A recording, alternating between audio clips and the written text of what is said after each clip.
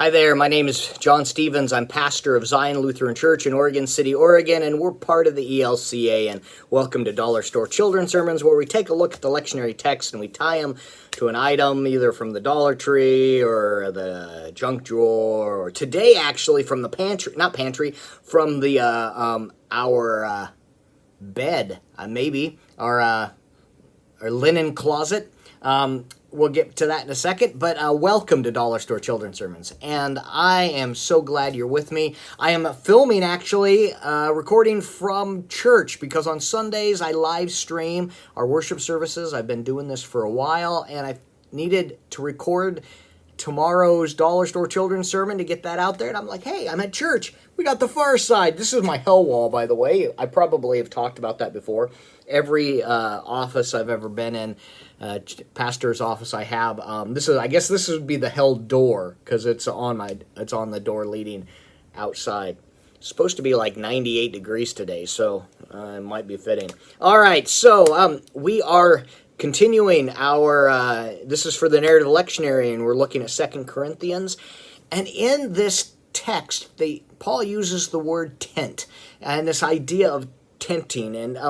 And so I just went into this, I went into the message, and the message, Eugene Peterson, when he talks about Emmanuel, God with us, not First John, but out of John 1, not using the word Emmanuel, but out of John, where God moved into the neighborhood. God tented among us in Jesus. There's this sense of being in our presence and tenting among us. So I thought, what a perfect time to make a tent. You know, the tents that used to make a fort out of blankets and sheets and chairs in your and hanging it off the couch, and you make this big tent. And this idea of being with each other and being with God's people, and this idea of God tenting among us. And this is more on, and the narrative lectionary doesn't pair John 1 with this text. I am, because the way I'm looking at this in this sense of what God does with us and the Spirit that moves in and with and among us, and all that God is doing with us, and that feeling of tenting among us. And that in that brings reconciliation, in that brings compassion, that brings forgiveness. And so there's this sense of tenting among us. And if you have kids that are living with you, or if you have other folks, you might together create a fort, create that tent. When I was a kid, one of the best activities that my couple of family friends, kids, they would come over and we would make haunted houses. We would make, in the back, in our bedrooms, two of the kids would stay out and two would go in, and we would create this thing, and someone would come in and experience that. It was so much fun.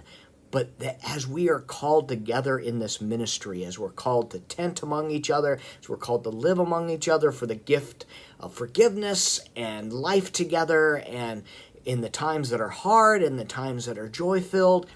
And really, Paul's letter, his second or third, depending on how when we talk about it, but Paul's second letter to the Corinthians has this feeling that they have been going through some rough times, that Paul called them on some stuff, and it's this ebb and flow. And we're in this point of seeking reconciliation and forgiveness from one another, and how that looks.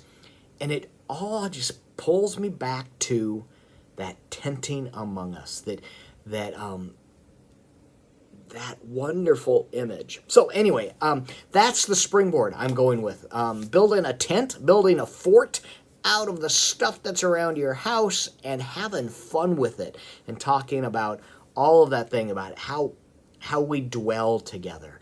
That maybe, if you're not meeting in the sanctuary, maybe talking about that tent, that will be the sanctuary for today, as you build this tent and you guys are gathered, and you have this camera and you're filming inside the tent as you're talking about this.